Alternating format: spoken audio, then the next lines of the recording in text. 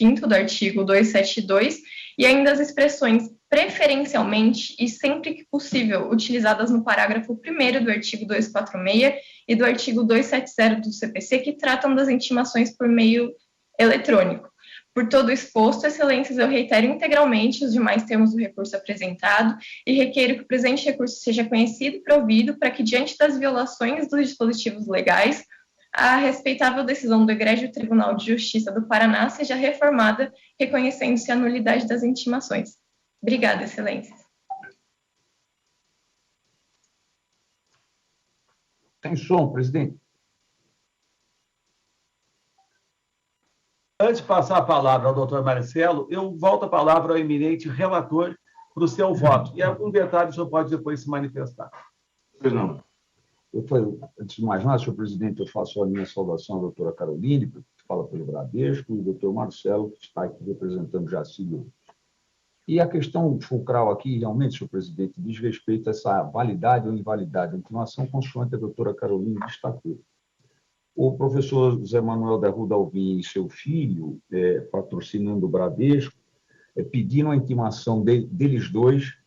Isso foi observado no processo até 2017, quando os processos foram digitalizados. O professor Arruda Alvim não conseguiu entrar, não tinha cadastro no sistema do Projudice. E aí, então, isso passou a ser a notificação, as intimações passaram a ser feitas apenas no nome do seu filho.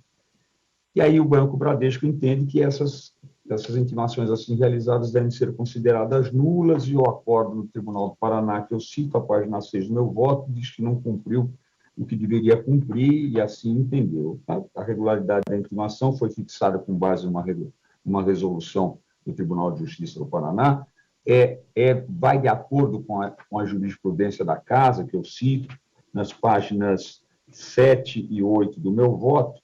Apenas e tão somente, senhor presidente, então, nesse aspecto, não entendo que houve nulidade no ato intimatório, mas a questão que resta, senhor presidente, é a questão da multa por litigância de má-fé, porque o Tribunal de Justiça do Paraná afirmou que o Banco Bradesco agiu com má-fé.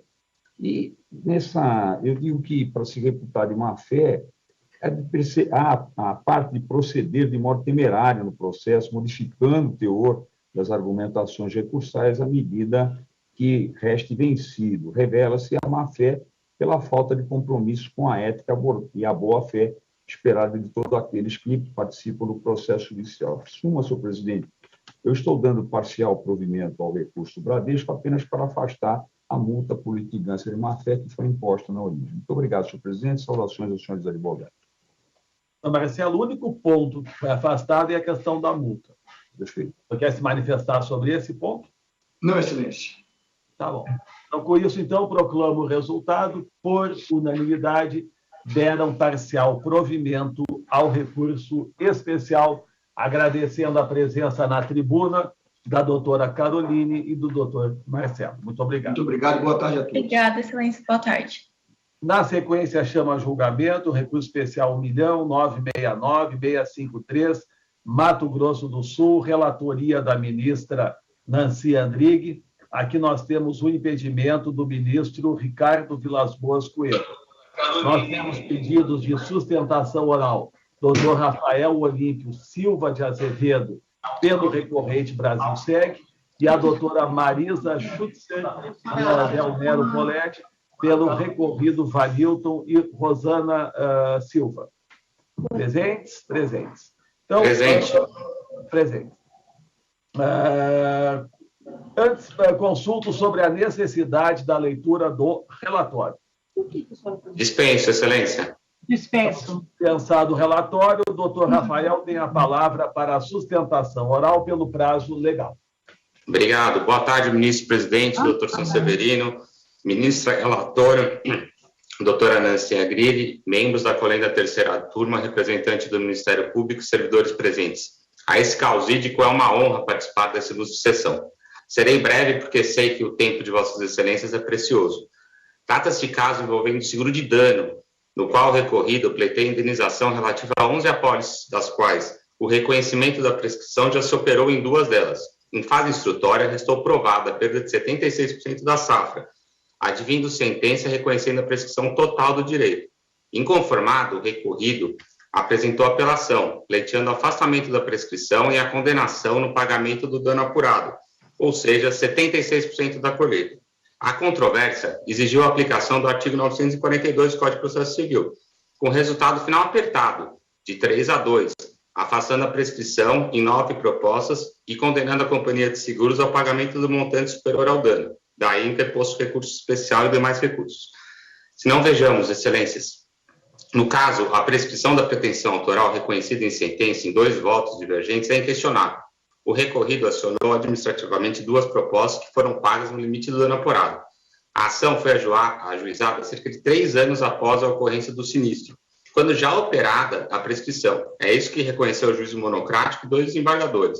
Tese essa sustentada e pré-questionada a exaustão pela recorrente, que deve prevalecer, por representar os artigos 206 e 771. Se afastada a tese de prescrição, é patente que o dano é parcial, em 76%, conforme concluiu o laudo pericial, já fundamentou o desembargador terceiro vogal e também apontou o recorrido. Se me permitam citar trecho final da apelação, as folhas 709, abre aspas. Mais especificamente, na região cujas áreas são objetos do presente litígio, houve perda da produtividade em torno de 76% da lavoura, fecha aspas. Vejam, admite o próprio recorrido. Não é intuito do recorrente revolver os fatos, e sim fazer valer a veracidade e a aplicação da prova, repise-se, reconhecida inclusive pelo próprio recorrido. No caso, é claro que o dano não foi integral, e sim parcial.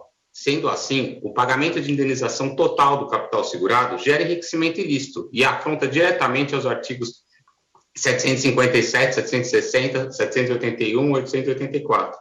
Há de se frisar também a ofensa a princípios basilares, tais quais princípio indenitário, mutualismo, não lucretamento ilícito, entre outros.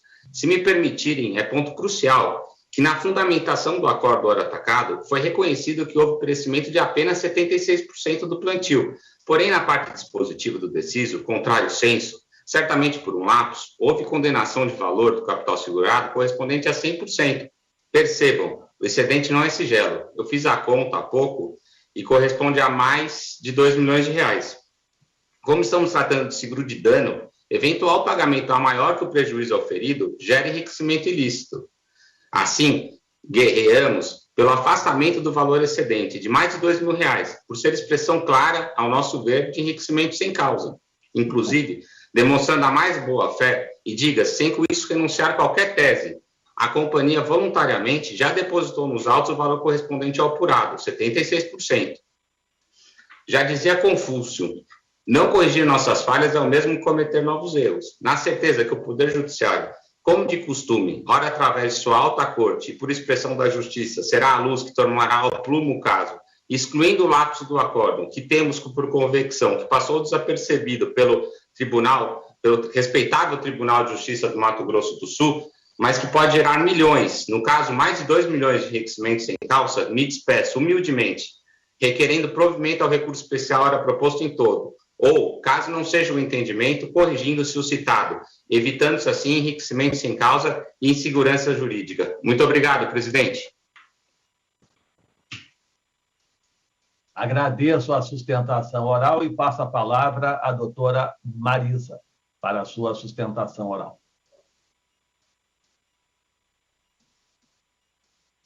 Som, doutora. O som está desligado.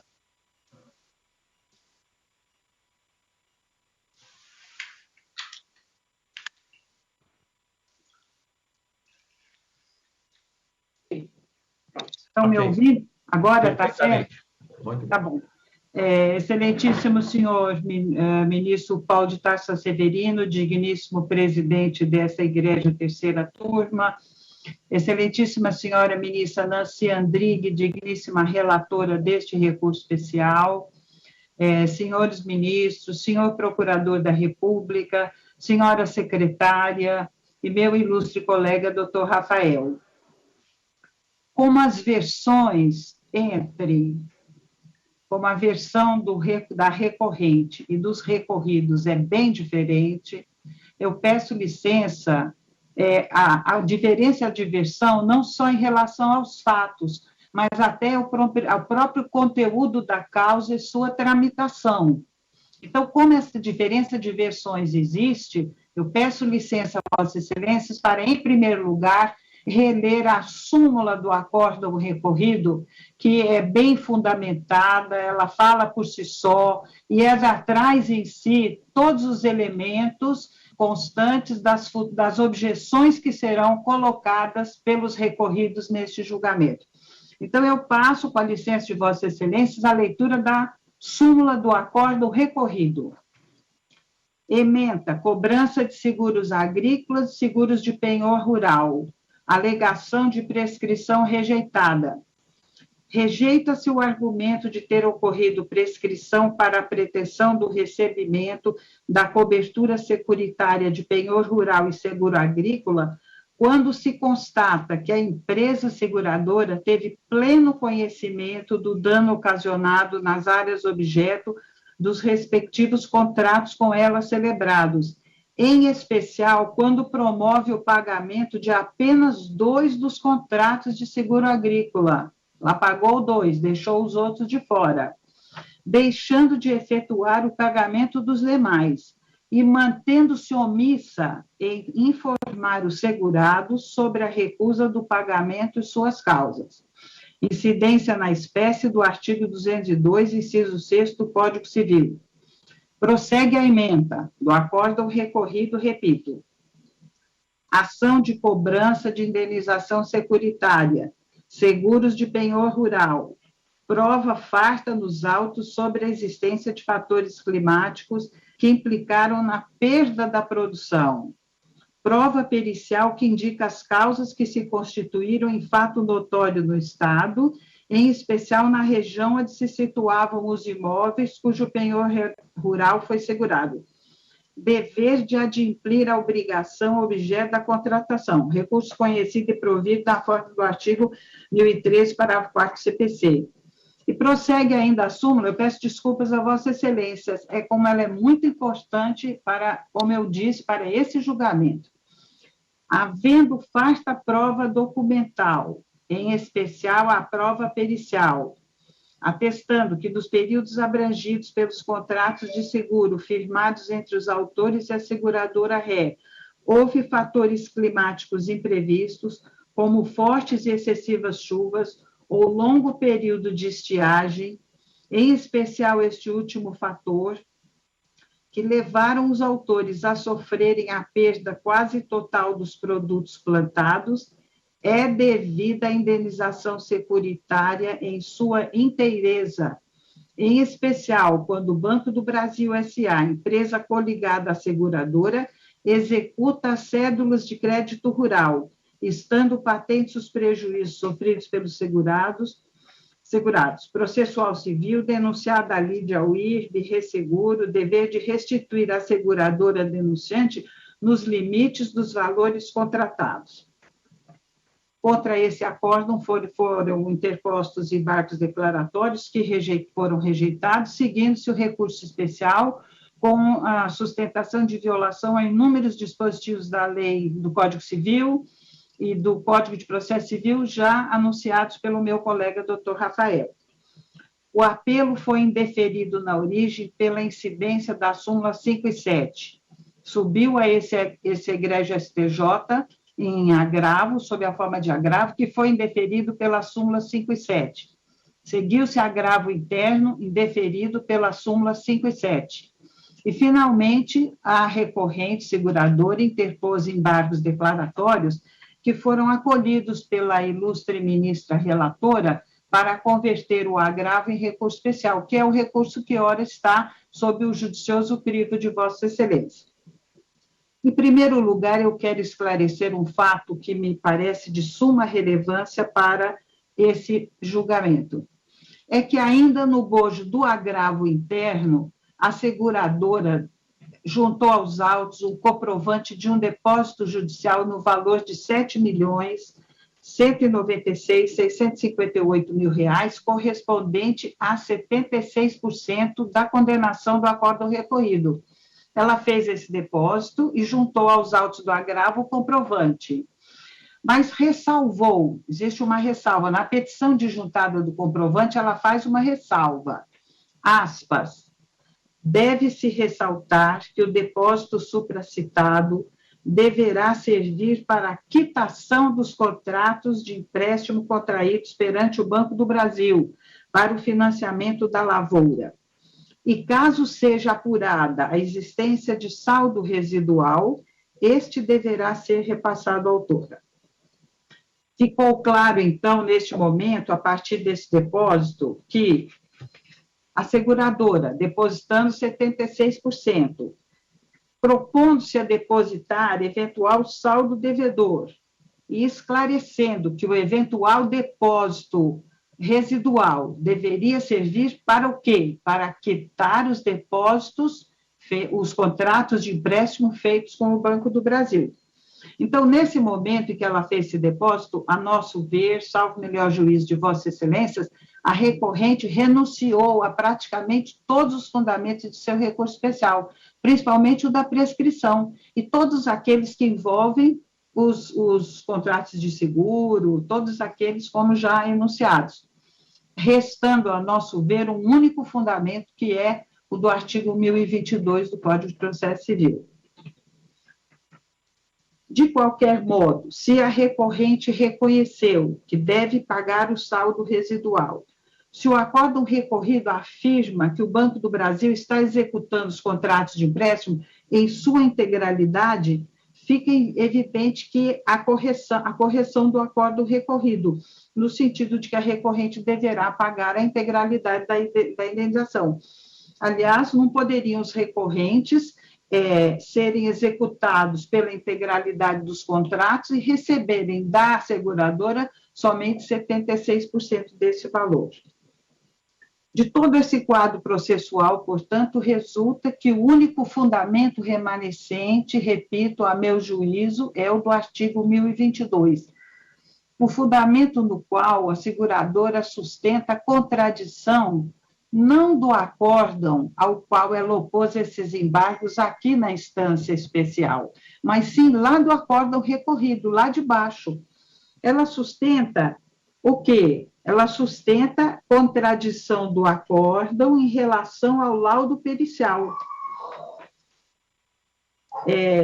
Ela diz que o acórdão se contradisse. Aliás, na sustentação oral do doutor Rafael consta isso, quer dizer, teria havido uma contradição do acórdão da origem em relação ao valor encontrado pelo laudo pericial.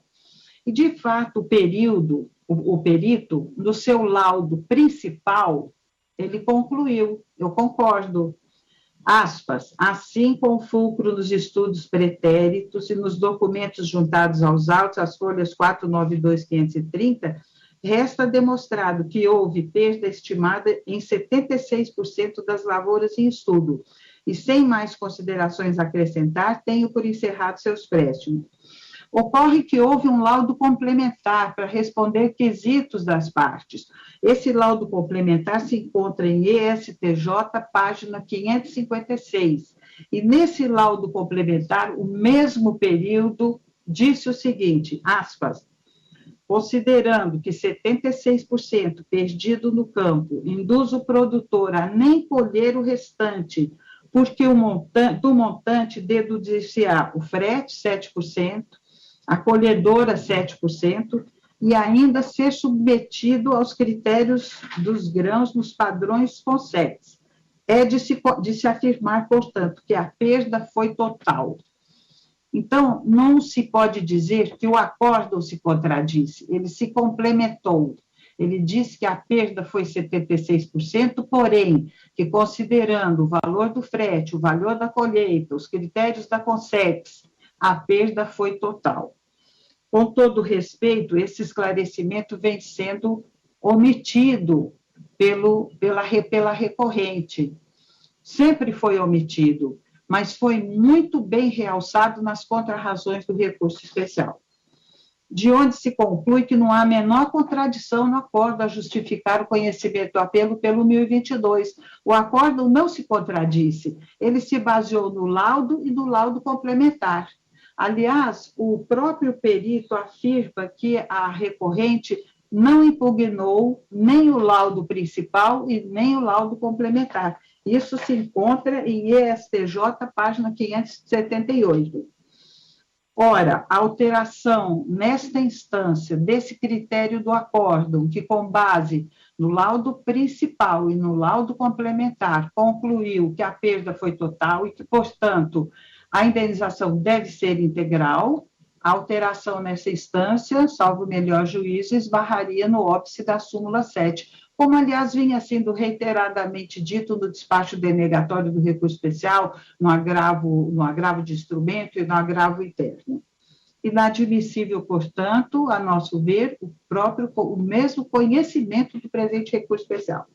Por fim, a recorrente tem um último argumento, que é o seguinte, que não lhe foi possível impugnar o valor da indenização antes da realização pericial. Não procede tal afirmação. Aliás, a recorrente não informou nem na inicial o valor e nem no laudo, como já dito. Isso está dito no acórdão, também no acórdão. Aspas. Assim, a meu modo de ver, é induvidoso o dever de indenizar os autores do valor pleiteado na inicial, porque a tal respeito a seguradora ré não se insurgiu expressamente contra o quanto encontrado pelos autores, devendo-se abater apenas os 2 valores objeto de pagamento pela seguradora referente aos 2 outros contratos. Ou seja, ainda é o acórdão, ou seja, não houve, quanto ao valor declinado na inicial, impugnação específica, como se afere da defesa da ré. Trata-se, portanto, de fundamento inatacado, ou atacado de outra forma, como eu disse, com outra versão, e que atrai necessariamente a incidência da súmula 283 do Supremo Tribunal Federal. Obrigada pela atenção e aguarda-se o não conhecimento do presente recurso especial.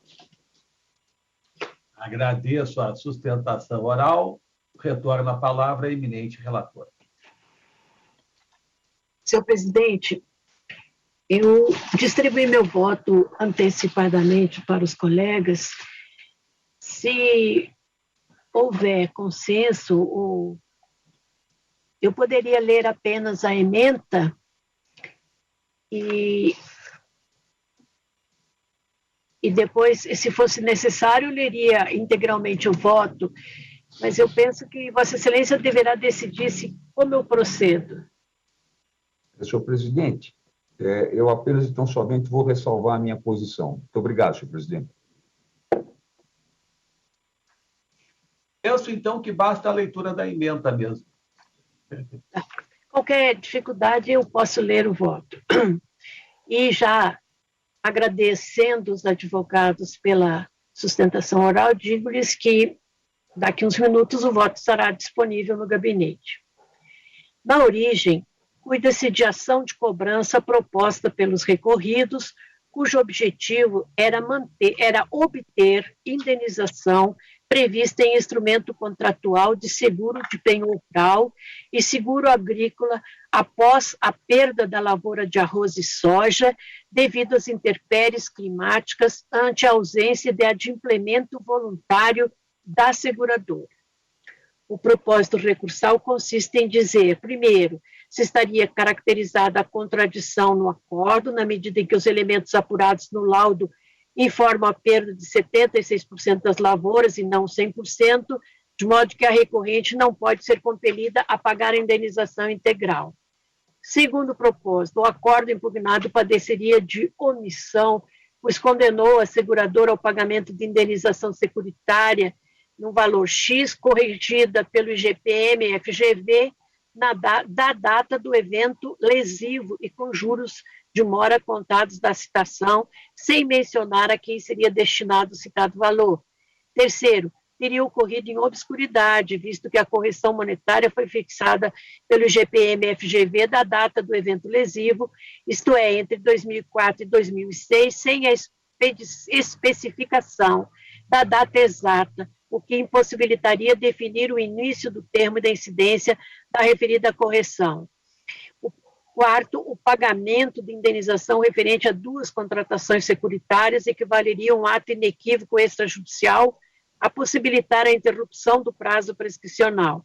Quinto, teria ocorrido a prescrição, uma vez que a ciência inequívoca do último sinistro foi de 31/12/2006 e a ação teria sido proposta em 31/12/2007 e não em 10 de março de 2009. E, por último, deveriam ser indenizadas, na hipótese dos autos, as perdas infligidas à lavoura em pé. Na hipótese em exame, é de ser afastada a existência de vícios no acórdão recorrido, à consideração de que a matéria impugnada foi enfrentada de forma objetiva e fundamentada no julgamento do recurso, naquilo em que o Tribunal ACOA entendeu pertinente a solução da controvérsia. Ausente, portanto, qualquer ofensa aos artigos 1022 do CPC, 781 e 844 do Código Civil. A Corte de Origem firmou que não há nos autos prova anexada de cancelamento das respectivas propostas. Prova, inclusive, que cabia à ré produzir em razão de consubstanciar fato extintivo do direito dos autores. Artigo 373, inciso 2 do CPC. Aqui incide a súmula 7. Ao se demonstrar nos autos que os produtos abatidos são efetivamente objeto dos seguros, não subsiste qualquer argumento contra a reparação, visto que abatidos são justamente os bens a que, em razão da forte estiagem, não se permitiu a colheita para com tal produto realizar-se o adimplemento das respectivas cédulas rurais. Os autores, ora recorridos, realizaram o pedido de pagamento dos valores constantes em todas as apólices e pretendiam provar a veracidade deste fato mediante a anexação pela seguradora das súmulas de análise e cálculo das perdas sofridas nas vistorias in loco promovidas nos imóveis com as culturas de soja e milho. Com a inversão do ônus probatório e o não atendimento da exortação de apresentar tais documentos pela recorrente, consideram-se efetivamente realizadas as respectivas comunicações dos sinistros, sob pena de causar-se vultoso prejuízo à parte a quem acorria a referida inversão, além da violação do princípio da boa-fé objetiva. Dados tais fundamentos, inversão do ônus da prova, vistoria in loco das áreas seguradas realizadas pela própria recorrente, notoriedade das intempéries climáticas ocasionadoras das perdas das safras e a ciência inequívoca do caos que abateu sobre a região, não se afigura plausível o argumento de ausência de comunicação do sinistro como fator preponderante a impedir o pagamento da indenização. Mesmo se não houvesse efetiva comunicação do sinistro, situação que não se coaduna com a hipótese dos autos, o artigo 771 do Código Civil não autoriza a seguradora a recusar o pagamento da indenização pelo simples fato do segurado não ter comunicado o sinistro, pois a obrigação de informar a seguradora desaparece desde que se torne supérfluo qualquer aviso pela notoriedade do fato ou quando, pela espécie de seguro, não tenha a seguradora interesse algum em ser avisada imediatamente da ocorrência. A recorrente, ao realizar o pagamento do seguro após constatar as perdas da lavoura, reconheceu o direito dos autores, momento em que ocorreu a interrupção da prescrição. Em tais casos, a regra geral aponta no sentido de que, constatado inequivocamente o sinistro, o prazo prescricional para o ajuizamento pode ser suspenso com a comunicação do sinistro à seguradora sendo o curso do prazo retomado somente após a expressa recusa administrativa. Todavia, sendo inexistente a recusa, o prazo prescricional permanece suspenso. Não houve violação ao artigo 85 do CPC, visto que os autores foram vencidos apenas em parte mínima do pedido, situação a ensejar a condenação em honorários advocatícios da parte adversa. Recurso especial conhecido e não provido, senhor presidente. Obrigado. Ministro Moura Ribeiro. Pois não, senhor presidente, faço só a saudação aos advogados, advogado e advogada presentes. E, senhor presidente, eu faço só uma ressalva da minha posição, porque o resultado está fechado, mas é que, de acordo com a circular SUSEP 308 de 2005, as apólices mencionadas no relatório da ministra Nancy Andrighi, na página 4, elas ferem essa questão porque diz a seguradora Brasilseg que os objetos segurados são os produtos colhidos ou abatidos, não havendo que se falar nas perdas ocorridas na lavoura em pé. E essa questão, senhor presidente, nessa resolução circular SUSEP, no artigo 6º dela, diz que são obrigatoriamente securados os bens relacionados a atividades agrícolas, pecuária aquícola e florestal que tenham sido oferecidos em garantia de operações melhores. Poderão ser segurados, observado o exposto neste item 6.1, os seguintes bens: produtos colhidos ou abatidos, beneficiados, transformados ou não. E o 7º da mesma resolução diz assim, senhor presidente: bens não segurados, 7.1, 7.1.3, lavouras e plantações em pé e respectivos produtos não colhidos. Por essa razão, eu acolheria nesta parte, o meu voto acolheria nesta parte aquilo das apólices mencionadas na letra G do relatório da ministra Nancy Andrighi. É só, senhor presidente. Muito obrigado. Perfeito. Vamos escolher os votos, então.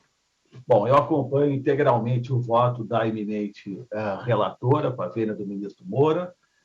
Ministro Marco Aurélio Belize. Também acompanho, presidente, com a vênia do ministro Moura e parabenizo os advogados pelas sustentações.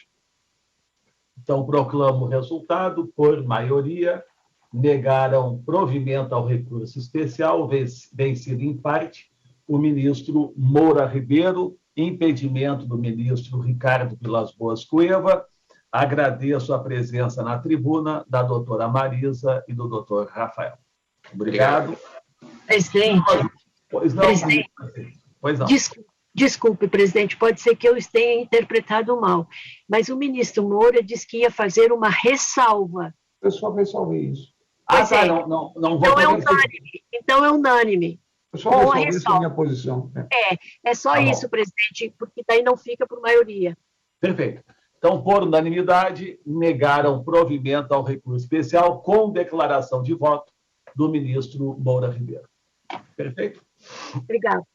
Obrigada. Chama a julgamento o recurso especial 1.717.114, São Paulo, relatoria do ministro Marco Aurélio Belize. Pedidos de sustentação oral. Doutor Elvésio Franco Maia Júnior, doutora Márcia Gabriele Trindade de Rezende, presentes. Consulto inicialmente sobre a necessidade da leitura do relatório. Agradeço, excelências. Dispenso a leitura, por minha parte. Igualmente, excelência, dispenso. Tá bem. Doutor Elvésio tem a palavra para a sustentação oral pelo prazo legal. Excelentíssimo ministro, senhor presidente, excelentíssimo ministro, senhor relator, colega da terceira turma, os fatos que nos trazem aqui, ocorreram em 2005, eles são realmente fatos lamentáveis, que culminaram no falecimento do senhor Sérgio Arroio, pai do recorrido. O acidente aconteceu quando ele retornava para casa. Ele havia sido convidado, isso é importante dizer, ele foi convidado, não foi um evento como que ele teria ido sob ordem ou subordinação da recorrida, ele era um convidado para um evento festivo. E a recorrente, ao promover esse evento festivo, contratou uma empresa para cuidar de todo o evento, desde buffet, lugar, passagens, hospedagem, e dentre essas contratações foi feita a contratação da empresa de transporte que transportava o de Cujos, o senhor Sérgio Arraiolo, quando do seu falecimento. Não há dúvida sobre a culpa da empresa de transporte. Não há dúvida sobre o quão lamentáveis são esses fatos. Mas, Excelência, sendo lamentáveis os fatos, entendendo a dor do recorrido, não se pode estabelecer uma responsabilidade, uma culpa do recorrido, da Fiat, pelo acidente ocorrido. Os fatos que permitem esta conclusão estão nos autos, estão no acórdão ocorrido. O Tribunal de Justiça de São Paulo reconheceu expressamente tudo que foi dito aqui até agora. Se tratava de um evento festivo, que o falecido estava nesse evento como convidado, não estava lá prestando serviço, não estava sob subordinação da Fiat, e que a Fiat, sim, contratou uma empresa para prestar vários serviços relacionados a este evento festivo. E essa empresa subcontratou uma terceira empresa, sem nenhuma participação da Fiat, para que fizesse o transporte. Pois bem, esses dados inequívocos e constantes do substrato fático fixado no acórdão recorrido podem ser facilmente verificados as folhas 702 dos autos, as folhas 703, as folhas 704, todas essas folhas são do acórdão recorrido. Todo o substrato fático está no acórdão recorrido. O que resta, Excelência, é saber se, a partir desses fatos, o Tribunal de Justiça do Estado de São Paulo aplicou corretamente e na forma da jurisprudência desse tribunal o artigo 932, inciso 3º do Código Civil. Estranhamente, Excelências, com divergência na Corte Estadual, o voto predominante foi no sentido de que essa contratação que se deu a partir de uma subcontratação por uma interposta empresa para o transporte dos convidados de um evento festivo, se isso seria suficiente para fixar uma relação de subordinação entre a contratante, ora recorrente, e a empresa de transporte que foi contratada por outra empresa, não foi pela recorrente. E, no seu recurso especial, especialmente quando das razões da linha C, no inciso 3º do artigo 105 do permissivo constitucional, a recorrente trouxe um acordo relatado pela ministra Nancy Andrighi, em que a circunstância fática, o substrato fático é perfeitamente idêntico ao substrato fático destes autos.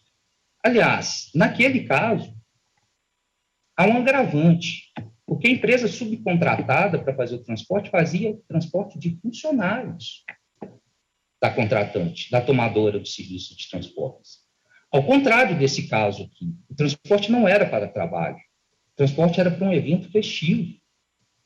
Ora, Excelência, se elastecermos o conceito de culpa com base em culpa elegendo, previsto no artigo 932, inciso 3º, de tal modo, chegaríamos a um absurdo de qualquer um que der promover um evento festivo e promover o transporte dos seus convidados, estaria sujeito à responsabilidade civil caso haja um acidente com esses convidados.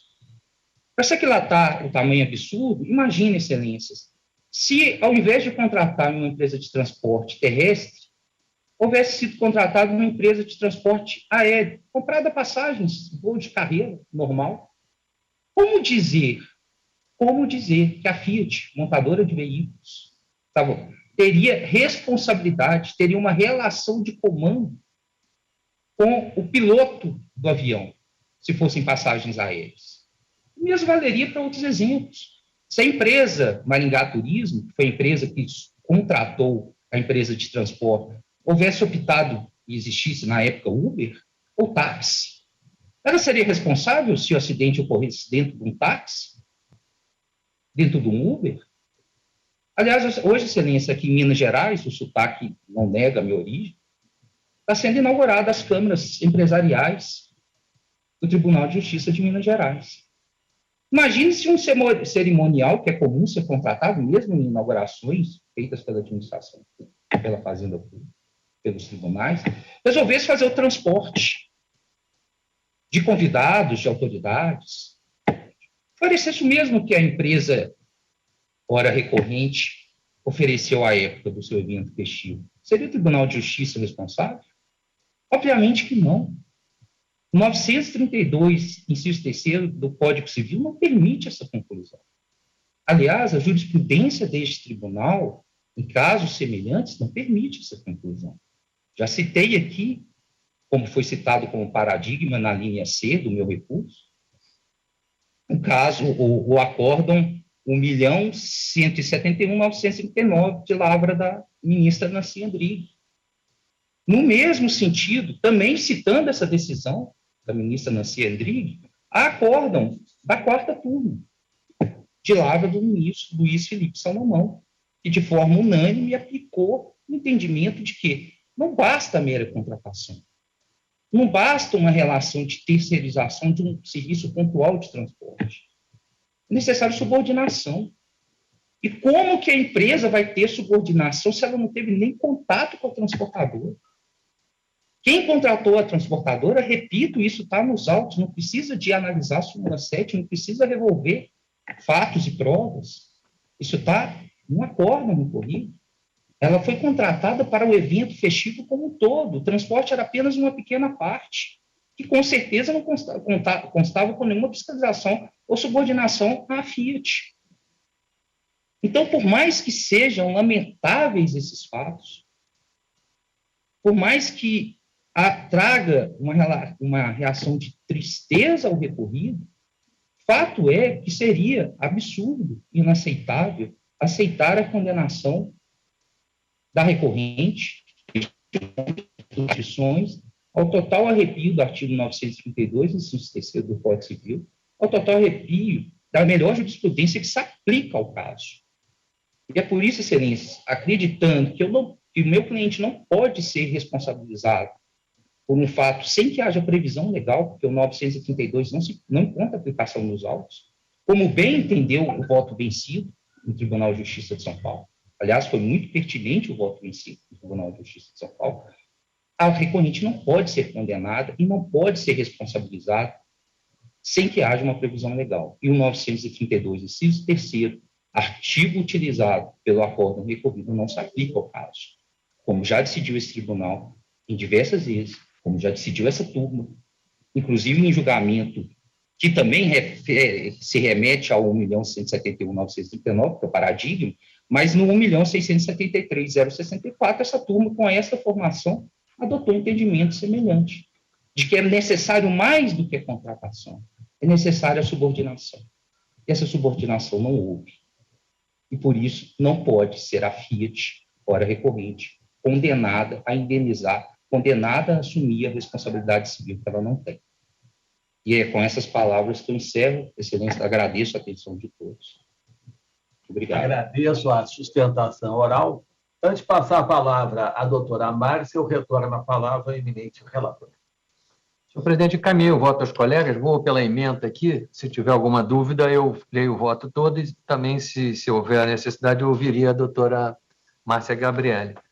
Eu digo aqui, a controvérsia posta no presente recurso especial centra-se em saber se a montadora de veículos, que é o ensejo de promover o lançamento de um produto no mercado, expede convite a determinados jornalistas para a cobertura e divulgação de seu evento, comprometendo-se a prestar serviço de hospedagem de transporte aéreo e rodoviário a estes, responde civilmente pelos prejuízos advindos de acidente automobilístico que ceifou a vida daqueles jornalistas, de um daqueles jornalistas, ocorrido justamente por ocasião do deslocamento para o evento.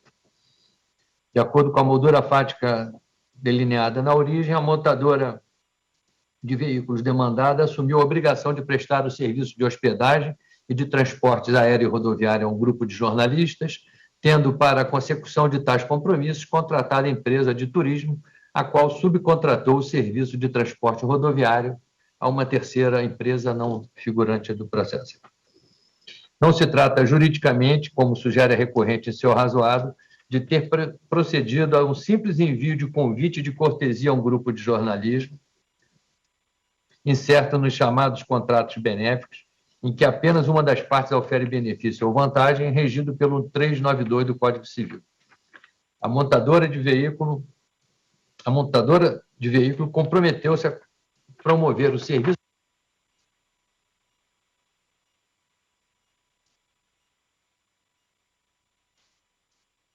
Ministro Belize, tá? Som.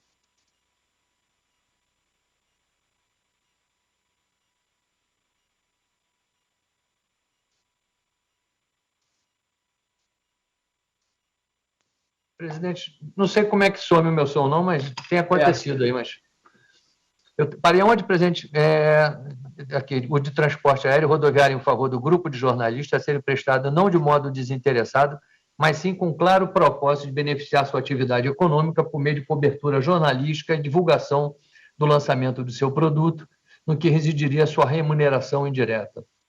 O modo pela qual esse transporte seria efetivado, se diretamente pela montadora ou por meio de outras empresas contratadas para a realização desse serviço, não altera o fato indiscutível de que esta efetivamente assumiu a obrigação, perante o grupo de jornalistas, de efetuar o transporte deste para a cobertura do evento de lançamento do produto da montadora recorrente. Para os efeitos perseguidos na subjacente ação indenizatória em que se discute a responsabilidade da recorrente, tomadora do serviço de transporte e da transportadora, cujo preposto causou o acidente, mostra-se absolutamente indiferente a examinar se a empresa de turismo, nos limites ajustados contratualmente, poderia ou não subcontratar o serviço de transporte. Quando muito, essa matéria de defesa poderia autorizar, em tese, o direito de regresso da montadora contra a empresa de turismo, mas não para afastar sua responsabilidade pelos danos advindos de acidente automobilístico por ocasião da prestação de serviço de transporte de pessoas por ela contratada no seu interesse e em benefício de sua atividade econômica. Tampouco é relevante examinar se a recorrente, ao contratar a empresa de turismo, incorreu em qualquer modalidade de culpa em eligendo ou em vigilando, ou mesmo a relação de preposição entre elas. É, pois, incontroverso nos autos que os contratos firmados entre a montadora e a agência de turismo e entre esta e a transportadora, também demandada, coligados entre si, ostentavam como finalidade comum a prestação do serviço de transporte ao grupo de jornalistas pelo qual se comprometeu a recorrente. As relações internas estabelecidas no âmbito de cada ajuste a vincular as partes contratantes não repercutem, tampouco podem ser oponíveis ao lesado pela prestação deficiente do serviço de transporte contratado pela montadora no interesse de sua atividade comercial. A posição jurídica da montadora é, a toda evidência, de tomadora de serviço de transporte de pessoas contratada no interesse e em benefício de sua atividade econômica. Em face disso, ressai inafastável a sua responsabilidade objetiva pelos danos advindos do acidente automobilístico ocorrido quando de sua prestação consteio na teoria do risco agasalhada pela cláusula geral de responsabilidade objetiva incerta no parágrafo único do artigo 927 do Código Civil. Eu cito doutrina e jurisprudência do STJ e termino no sentido de negar provimento ao especial, mantendo integralmente a decisão trazida em recurso especial do Tribunal de Justiça de São Paulo. Esse é o voto, presidente. Perfeito. Em discussão, todos de acordo? Posso proclamar o resultado? Por unanimidade, negaram provimento ao recurso especial nos termos do voto do relator, agradecendo a presença na tribuna do doutor Elvésio e da doutora Márcia Gabriele. Muito obrigado. Boa tarde, excelência. Obrigado. Boa tarde. Na sequência, chama a julgamento o recurso especial 1.943.393 Amazonas, pedido de sustentação oral, doutor Fernando Anselmo Rodrigues, pelo recorrente Banco Bradesco e outros. Ministra Nancy é a relatora. Consulto sobre a necessidade da leitura do relatório. Doutor Fernando está sem som. Dispenso o relatório, Excelência. Então, tem a palavra para a sustentação oral pelo prazo legal. Eminente ministro-presidente, eminente ministra relatora, eminente ministros componentes da colenda terceira turma, meus representantes do Ministério Público. Excelência, a questão de fundo que é tratada nesse recurso especial é bem conhecida por essa corte, em especial por essa terceira turma, que trata da questão de benefícios da Caixa de Assistência Previdenciária do Banco do Estado do Amazonas. A particularidade específica que envolve esse caso é que a discussão trazida no recurso especial, ela é extraída dentro de uma ação rescisória. E por conta disso daqui, eu coloco de forma bem pontual para Vossa Excelência a questão que é trazida na ação primitiva, onde, depois da privatização do Banco do Estado do Amazonas pelo Banco Bradesco, surgiram uma série de ações individuais de ex-funcionários questionando valores a receber, seja a título de diferença de valor de contribuição pessoal, seja a título de diferença de valor de contribuição patronal, inclusive a inclusão no rateio. A maioria dessas ações já em fase bem avançada, especificamente essa demanda envolvendo 19 ex-funcionários do Banco do Estado do Amazonas. A ação foi proposta em primeiro grau em 2007 de uma forma bem objetiva, objetivando a condenação da Caixa de Previdenciária e do Banco Bradesco e do Banco Alvorada, que é hoje quem representa, que é o sucessor do Banco do Estado do Amazonas, a condenação ao pagamento e a devolução dos valores das contribuições pessoais, a devolução dos valores da contribuição patronal e a inclusão no rateio disso aqui. A ação tramitou na origem em primeiro grau de forma bem célere e foi julgada em sede de julgamento antecipado. E, na oportunidade, o juiz de primeiro grau, no tocante, por conta do que foi apresentado em defesa, resumidamente entendeu que, em relação às contribuições pessoais, o valor reconhecido, que foi demonstrado que havia sido pago, deveria ser pago com uma correção não prevista no processo e não prevista no pedido inicial. E, da mesma forma, entendeu que deveria ser condenado ao pagamento da contribuição patronal e também a questão da inclusão no rateio. Essa sentença de procedência parcial transitou em julgado. Não houve recurso de apelação, o que motivou o início do cumprimento de sentença. E, quando iniciado o cumprimento de sentença, em 2014, foi apresentado um cálculo inicial de 10 milhões de reais para 19 autores.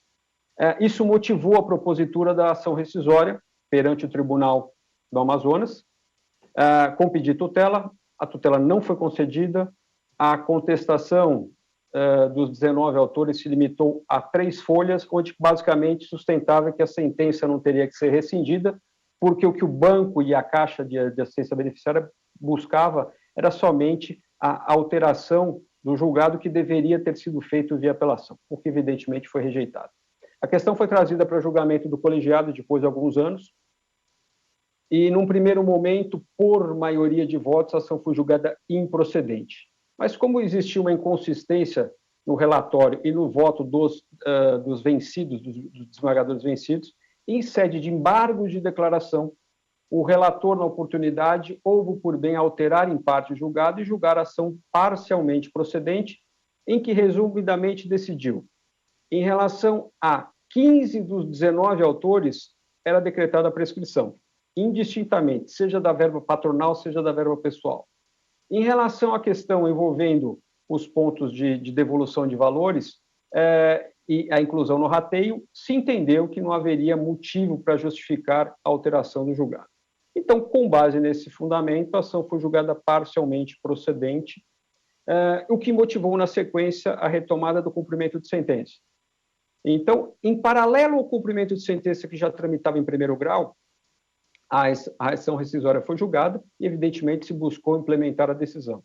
Nesse paralelo, enquanto interposto o recurso especial da parte que a Caixa de Previdência e o Banco Alvorada e o Banco Bradesco sucumbiram, em paralelo a isso, deu-se início, em primeiro grau, a retomada do cumprimento de sentença. E, na oportunidade, o juiz de primeiro grau acabou por homologar uma projeção de cálculo de 26 milhões de reais, aproximadamente 27 milhões. Dessa decisão houve recurso e, em paralelo, ação rescisória com recurso especial sobrestado em processo de admissibilidade pelo Tribunal do Amazonas.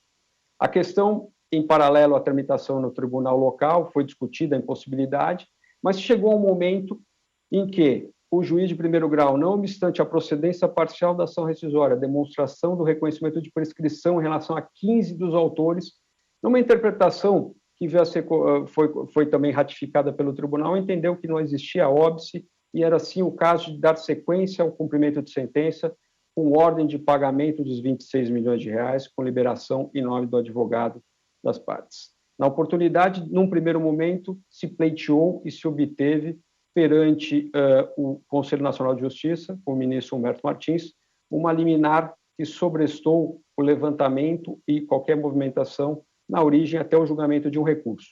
Essa decisão vigorou e, quando julgado esse recurso perante o tribunal, acabou caindo, o que motivou a retomada. E, na sequência, foi feito um pedido de efeito suspensivo ao recurso especial no tribunal local, o que foi indeferido, entendendo que não tinha acabado a jurisdição, que estava pendente ainda um recurso de base de declaração, e depois, na sequência, o que motivou, diante da situação extrema, um pedido de tutela provisória que acabou sendo distribuído e analisado pela ministra Nancy, relatora do presidente do recurso especial, em que, analisando a questão de fundo, reconhecendo se tratar de matéria amplamente analisada por essa corte, em situações, inclusive, idênticas às já apreciadas aqui pela terceira turma, a ministra Nancy deu a tutela provisória no sentido de sobrestar o cumprimento, a execução em primeiro grau até o julgamento do recurso especial.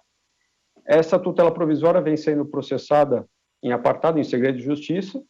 A decisão da ministra Nancy, deferindo de forma expressa e clara, não foi cumprida, né? Isso é reconhecido até pela própria ministra, foi trazido ao processo esses detalhes da situação, o que motivou, inclusive, uma decisão de extensão com bloqueio das contas de terceiros, das partes dos advogados. E a situação hoje, qual é, excelências? Numa ação rescisória parcialmente procedente, onde se reconheceu a prescrição em relação a 15 dos autores, pleito de 15 dos autores dos 19, mas, ao mesmo tempo, o direito ao recebimento de verbas, de rateio e verbas de diferença de valor. Hoje, esse valor dos 26 milhões levantados em 2019 para 2020, ao que consta da tutela provisória, por ordem da ministra Nancy, o bloqueio só efetivou um resultado prático de que não chega a 2 milhões de reais. E hoje a questão é trazida para análise do recurso especial, onde o tribunal local julga parcialmente procedente a ação, a parte contrária ingressa com embate de declaração, que ficou pendente por meses, e antes do processamento ela desistiu, ou seja, uma ação procedente em parte que somente o CABEA e o Banco Bradesco recorrem.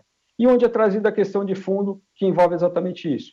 Na parte que envolve especificamente a ação rescisória, no tocante ao pedido de indenização a recebimento das diferenças de contribuição social, isso não era objeto do pedido da ação. O pedido era pagar as contribuições sociais que foram pagas. No tocante à questão do rateio, na linha da jurisprudência desta corte, entendimento simulado de precedentes, não há que se falar em rateio especificamente em relação à situação desses 19 autores. Eles se desligaram do banco na década de 90. A ação foi proposta em 2007. Então, esse contexto todo é trazido nesse recurso especial interposto em nome do CABEA, do Banco Alvorada e do Banco Bradesco, no sentido de se buscar a reforma parcial do acórdão do tribunal local, que julgou a ação parcialmente procedente, onde foi reconhecida a prescrição sem ressalva, prescrição seja no tocante à verba patrimonial, seja no tocante à verba de contribuição pessoal, dos 15 autores, mas reconhecido o direito nos remanescentes dos 4. E, por conta disso, existindo também o direito do rateio. Evidentemente que o objeto dessa ação rescisória é bem específico.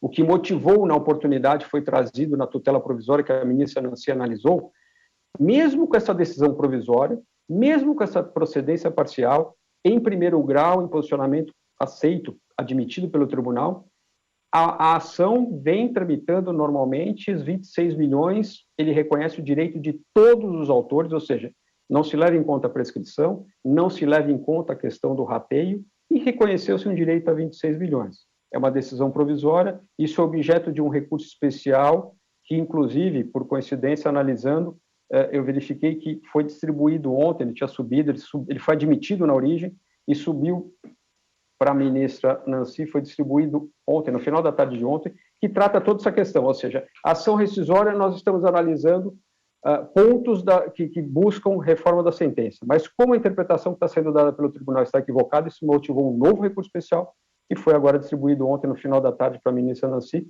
que evidentemente vai trazer novamente essa discussão.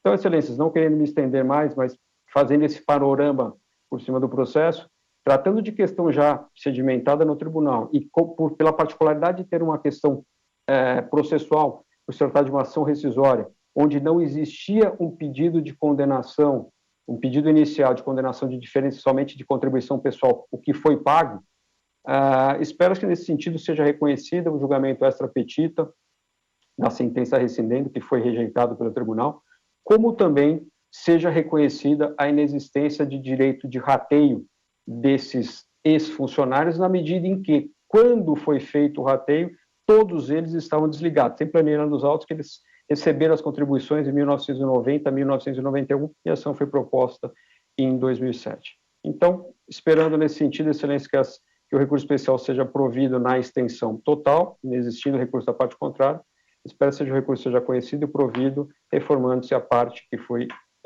de improcedência da ação rescisória. Muito obrigado pela atenção. Agradeço ao doutor Fernando e retorno a palavra à eminente relatora. Presidente, não sei, eu distribuí meu voto com antecedência. Se tiver colega que vai pedir vista, eu poderia ou não ler apenas a ementa, ou não, ou devo ler o voto? Ministra, eu só tenho uma observação sobre a fixação de honorário. Estou totalmente de acordo com o voto, só vou fazer uma consideração sobre os honorários no final. Acho que estamos todos de acordo aqui com a exclusão de... Como é que Vossa Excelência termina? Afastar a participação dos ex-participantes do rateio do superávit do CABEA. Aí, a única ponderação, ministro, está assim, ante o resultado, arcarão com custas honorárias e que fixe em 12% do valor da causa. Sim. O que eu vi na ação aqui? Os honorários foram fixados pelo tribunal, considerando a causa de pequeno valor, em R$5.000. Aí houve embargos e o tribunal reconheceu a existência de erro material porque o valor da causa seria esses 10 milhões, o advogado pode me corrigir. Então, mesmo reconhecendo esse erro, falou, não, efetivamente é 10 milhões, mas eu estou continuando a fixar os honorários em 5 mil. E não houve recurso disso. Então, quando coloca os 12% do valor da causa vai ser 12% em cima daqueles 10 milhões, ponto que não houve recurso.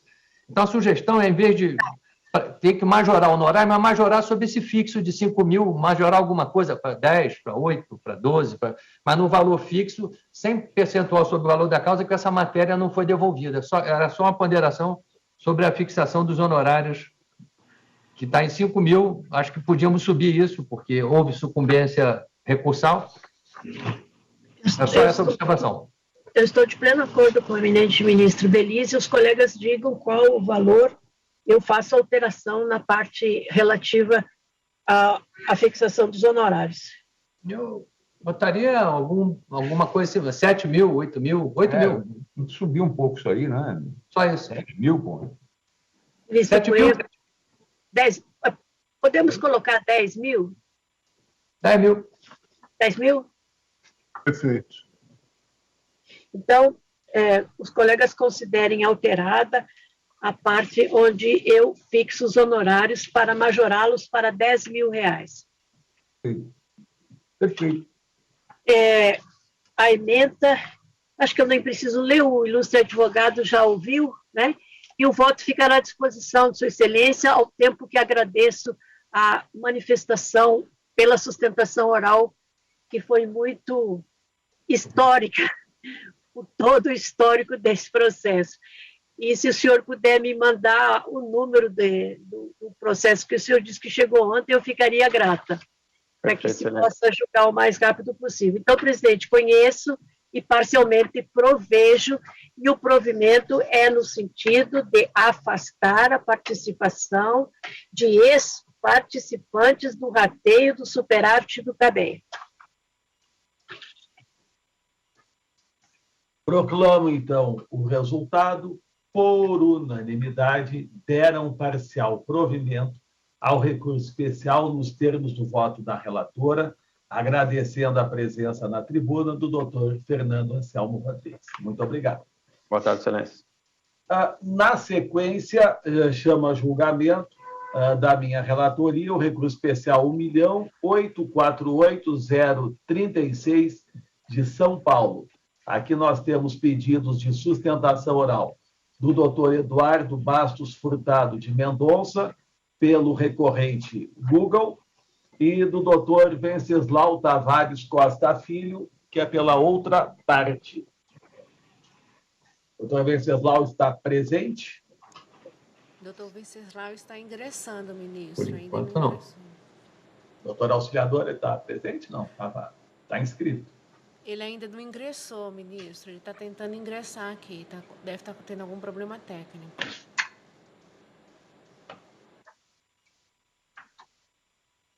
Ué, está presente?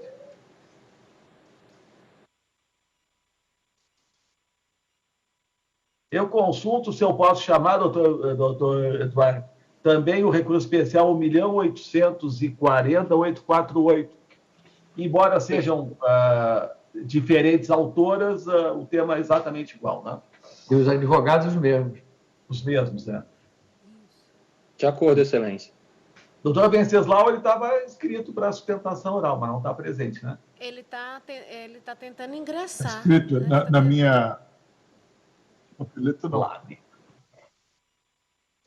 Vamos presente. Está apregoado.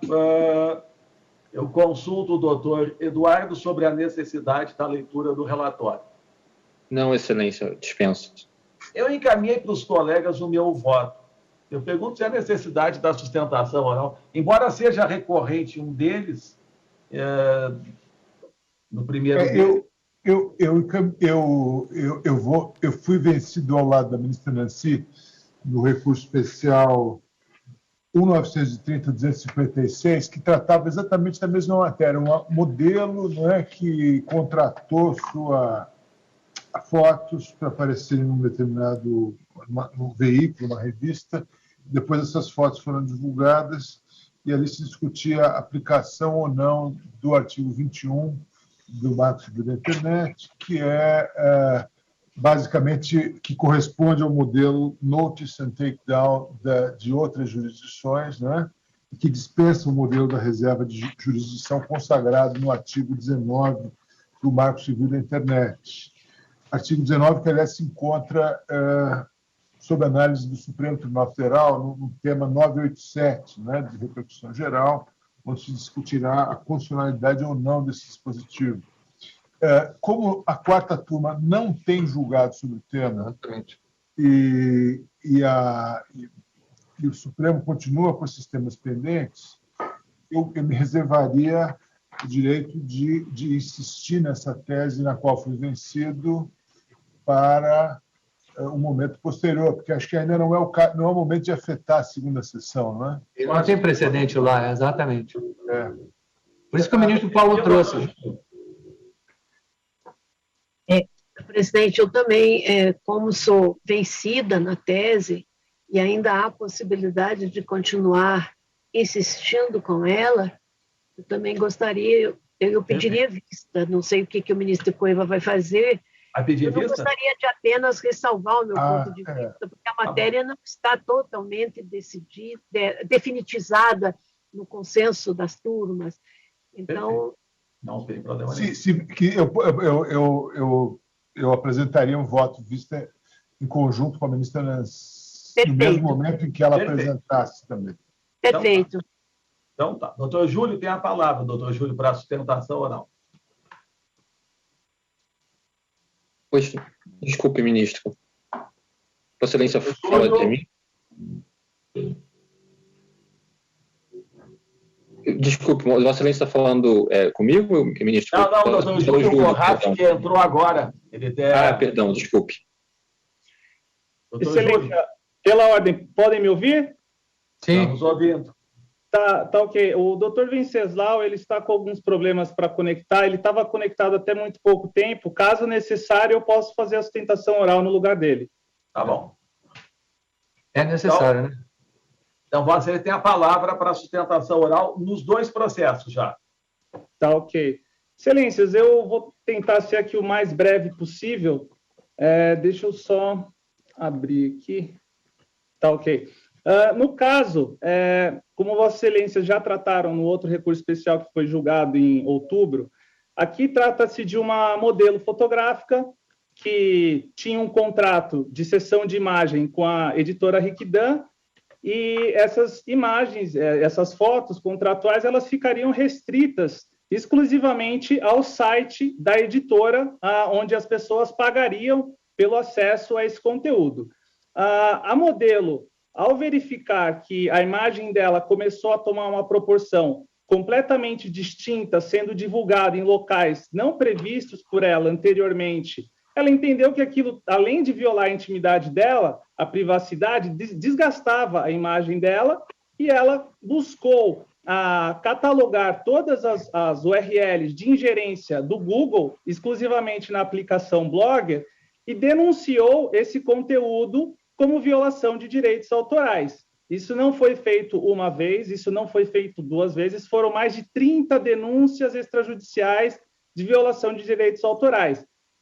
Nesse formulário que o Google fornece para a denúncia de violação de direitos autorais, ele se assemelha muito a um contrato de adesão, onde existe lá, você preenche todos os seus dados e ao final dele você tem que se notificar que você está ciente que está fazendo uma denúncia, que você pode, inclusive, ser processado caso essa denúncia seja falsa, e o Google, nesse formulário, ele informa ao denunciante o seguinte, ele diz, olha, denunciante, nós podemos entrar em contato com o terceiro que subiu as suas imagens para essas URLs que você está denunciando, para que ele efetue uma contranotificação. Ou seja, o Google tinha plena disponibilidade de, eventualmente, naquele momento em que a denunciante informou as URLs que violavam a intimidade, a privacidade, o direito de imagem dela, os direitos autorais da editora, para contatar esse terceiro e perguntar, terceiro, o senhor tem autorização para estar veiculando essas imagens aqui? E o Google, ele não informa se ele fez isso, porém, ele notificou a denunciante, a autora, as autoras, no caso dos dois processos, que ele não poderia tomar nenhuma medida cabível acerca daquela denúncia realizada, porque ele entendia que aquele conteúdo não violava a política de conteúdo de regras do Google. Então, esse conteúdo permaneceu online. O que eu gostaria de destacar aqui é o seguinte, no último recurso especial que Vossa Excelência julgaram, ficou entendido pelo voto do excelentíssimo presidente Tarso Ribeiro e pelo voto do excelentíssimo ministro Marco Belize e do ministro Moura Ribeiro, Vossas Excelências entenderam que existia violação aqui ao direito autoral. Porém, o artigo 19, inciso 2, ele é específico em afastar a aplicação do Marco Civil quando se entende que está diante de violação de direito autoral. Inclusive, o artigo 31 da Lei 12.965, ele é explícito em afastar a incidência do Marco Civil nesse caso. Inclusive, na elaboração da lei, eu gostaria de ler um trecho aqui do deputado que elaborou essa lei, só um minuto, deixa eu ver aqui.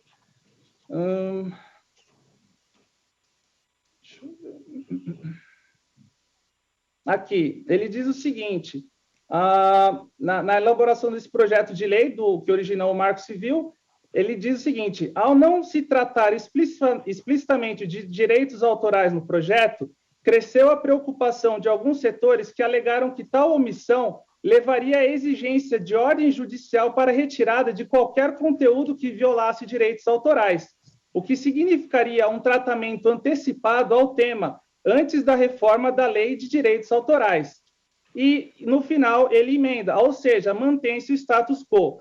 Então, aqui, no caso, se Vossas Excelências estão entendendo que o caso trata de violação de direitos autorais e existiu a denúncia dessas modelos, existindo a possibilidade do Google com esse terceiro, de notificar ele para saber se esse terceiro tinha autorização para estar utilizando essas fotos contratuais. Nada disso foi feito.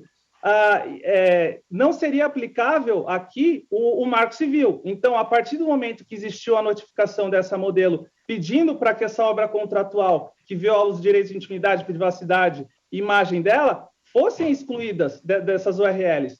E existe aqui um ponto, acho que chave, que também deve ser destacado, que num dos recursos especiais, Excelências, o da Camila, existiu a decisão no juiz de piso, onde se estava buscando o cumprimento da obrigação que ficou determinada no acórdão, que era de exclusão das URLs, porém não foi arbitrado dano material nem moral, já ficou reconhecido que até hoje, isso foi em 2017 esse processo, até hoje persiste o descumprimento da sentença, tanto é que foi aplicada uma multa atraente de R$50 mil ao Google, porque já se passaram anos e esse conteúdo continua disponibilizado. Mesma situação que eu informei no recurso especial julgado em outubro, que eu trouxe aos senhores ministros, essa questão. O que está acontecendo é que o processo principal ele continuou tramitando e os incidentes estão se reconhecendo que não houve cumprimento dentro do prazo assinalado na liminar, ou seja, a liminar foi deferida em 2017, não lembro a data exata, mas já deveria ter sido cumprida, e até hoje não foi cumprida. Então, por consequência, seria também inaplicável o artigo 19 do MCI, por conta de não ter sido cumprida a obrigação deferida na liminar, que era excluir integralmente as URLs indicadas por essas modelos, por conta de não ter sido cumprido dentro do prazo assinalado, que é expressamente mencionado isso no artigo 19.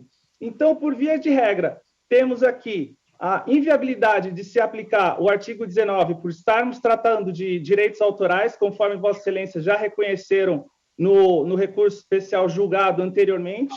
Por segundo, temos o fato de que já se reconheceu em cumprimento provisório de sentença que a obrigação até hoje, passados mais de 5 anos desde o início desse processo, não foi cumprida. E aqui eu quero mencionar minha contraparte, o advogado da parte do Google, que eles batem muito nessa tecla, reiterando, não, nós já cumprimos, nós cumprimos.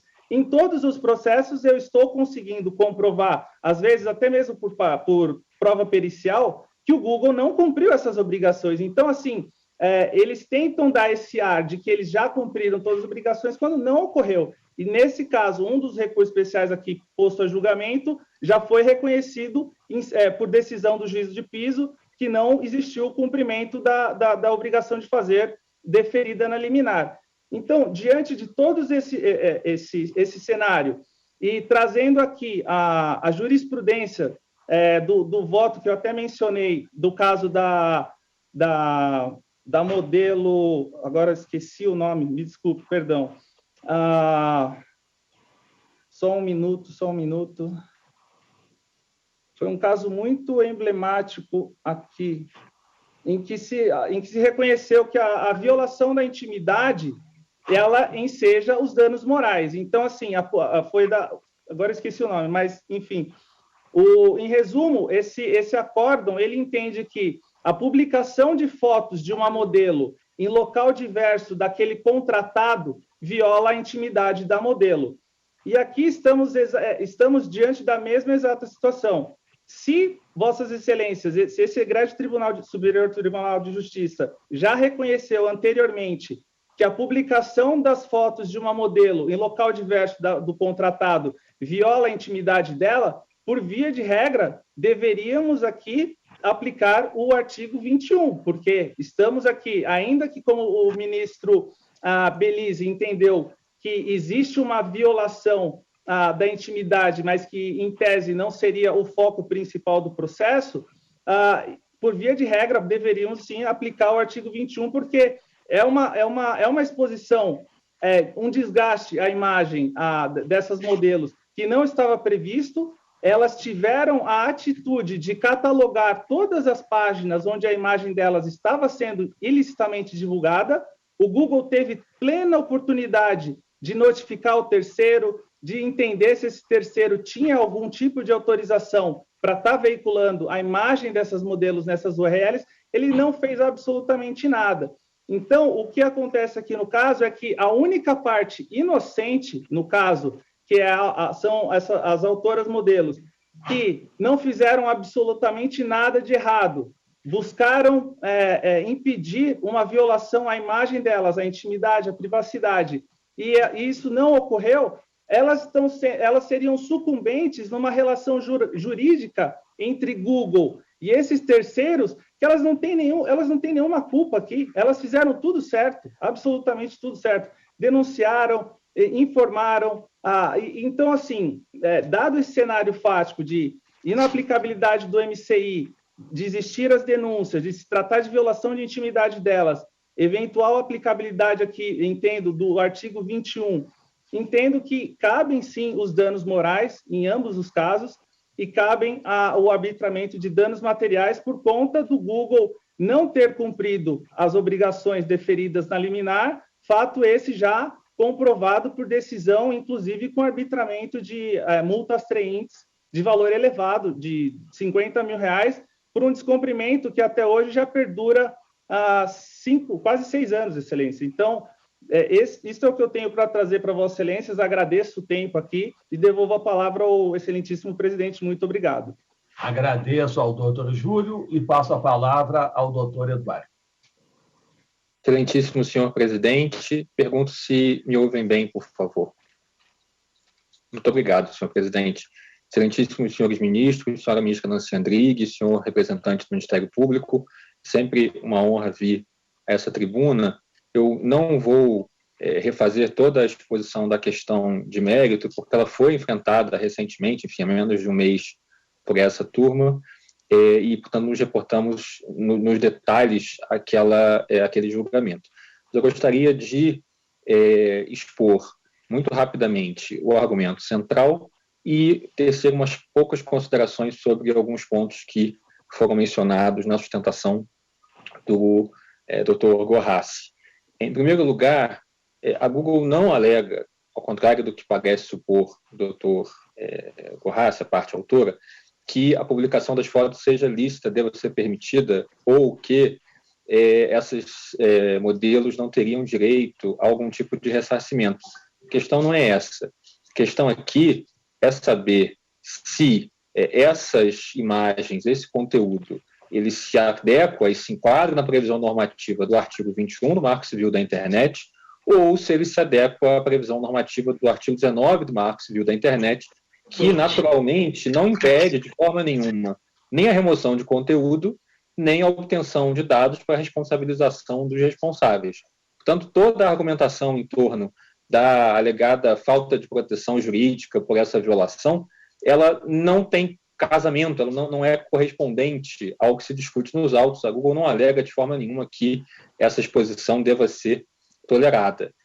Na verdade, a Google forneceu também nesses casos os dados dos responsáveis pela criação, pela veiculação desse conteúdo. Não há notícia de que se tente de forma nenhuma a responsabilização dessas pessoas. Na verdade, o que tem acontecido na origem, e como disse o colega, ele representa vários modelos, vem regimentando ex-modelos.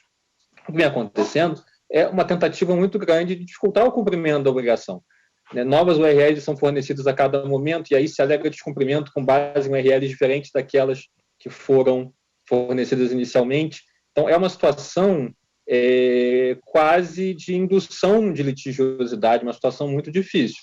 E também aqui, enfim, naturalmente se trouxe da tribuna argumentos que não poderiam ser examinados em recurso especial, que não são, a rigor, nem objeto do recurso especial, discussão dos termos do formulário, dos termos de uso, questões contratuais, questões de fato, como se houvesse um fato comprovado de descumprimento, tanto nesse caso como nos outros, quando, na verdade, não há essa comprovação de descumprimento, e ainda que houvesse, deveria ser apurada na origem, quando é próprio que se faça esse tipo de exame. No caso anterior, inclusive, em que também houve sustentação alegando descumprimento reiterado, manifesto, sistemático, eu li a Vossas Excelências trechos do acórdão do Tribunal de Justiça dizendo o contrário, dizendo que, inclusive, condenou a parte em litigância de má-fé pela manifesta tentativa de dificultar o cumprimento, de alegar descumprimentos fundados. Como vocês podem imaginar, e, enfim, é notório, esses ensaios eles tinham um conteúdo econômico relevante nos anos 90, mas eles naturalmente se esvaziaram. E nesse momento, essas ações passaram a ser uma forma de requentar o interesse econômico desses ensaios. E, portanto, as ações são mais importantes, mais interessantes economicamente do que os ensaios. Portanto, naturalmente, ir contra o provedor e tentar insistir nesse descumprimento e multiplicar as ações e os incidentes, naturalmente é uma forma de dar uma sobrevida econômica a esses ensaios, e muitas vezes essa postura vem sendo reconhecida na origem, inclusive por condenações em litigância de má-fé, como no caso anterior, em que eu narrei a Vossas Excelências. Portanto, premissa 1 que eu gostaria de destacar é essa: não se diz de forma alguma que elas não teriam direito a serem indenizadas por quem tenha feito uso indevido. A discussão é se isso deve ser tratado pelo regime do artigo 19 ou do artigo 21, e aí, como a maioria, no caso anterior, assentou, a partir do voto dissidente do ministro Belize, o artigo 21 tem um objeto muito próprio, muito específico, inclusive textual, voltado àquele tipo de violação mais dramática à privacidade, em imagens feitas para uso privado, que na relação à intimidade, à personalidade muito singular, elas vêm a público. E o interesse da parte é que elas não mais estejam disponíveis ao público, porque elas não foram idealizadas para esse fim. Naturalmente, não é disso que se trata aqui. A parte nem sequer deseja que essas imagens não estejam mais disponíveis ao público. Ela apenas alega que deseja ser indenizada por um alegado uso indevido comercial. Em muitos casos, esse uso indevido pode ser comprovado pelo exame de uma notificação e é removido. Em outros casos, não é possível. E, nesse caso, é preciso levar ao judiciário. Não há nenhum impedimento a que seja levado. A parte levou, em muitos casos, obteve decisões que são cumpridas, e qualquer eventual descumprimento pode e deve ser analisado na origem. Portanto, a única questão aqui é esse enquadramento no 21 ou no 19. Quanto ao argumento de não aplicação do Marco Civil, há até uma dificuldade lógica com todas as vênias no argumento, porque a premissa da ação, do recurso, é o pedido de que se aplique o artigo 21 do Marco Civil. E, portanto, se o Marco Civil é inaplicável, não faria sentido discutir a aplicação do regime do artigo 21. Na verdade, o ponto aqui não é saber se houve ou não a violação ao direito autoral, porque isso pode ser apurado em relação aos responsáveis por essa divulgação, mas saber qual o regime de responsabilização e de remoção desse conteúdo pelo provedor. Nesse caso, a lei específica, que não existe ainda, a própria segunda sessão, precedente unânime, fez uso do Marco Civil para dar um tratamento jurídico a essas situações e reconheceu que o Marco Civil permite a remoção adequada, como inclusive aconteceu em muitos desses casos, e que a eventual responsabilização do provedor pela violação de direito autoral dependeria de uma arquitetura específica do provedor destinada a se apropriar, se beneficiar dessas alegadas violações, que não era constatado na época e tampouco se alega ou se demonstra aqui. Portanto, o argumento de que o Marco Civil é inaplicável para pedir a aplicação do artigo 21 nos parece que não faz muito sentido e, mais uma vez, também com todas as vênias, sem repetir toda a argumentação, nos parece que o artigo 21 claramente não foi idealizado para essas situações em que a parte nem sequer deseja que o material saia da internet, não é esse o foco. Essa é uma discussão comercial, respeitável, não tem nenhum juízo moralista aqui, mas certamente não é a discussão do artigo 21, e o artigo 19 é perfeitamente suficiente para que se identifiquem os responsáveis, como foram identificados, e que a parte lesada busque a reparação contra quem, de fato, é o autor do ilícito. E não há notícia de que se tenha tentado isso, pelo contrário, a verdade é que há uma forte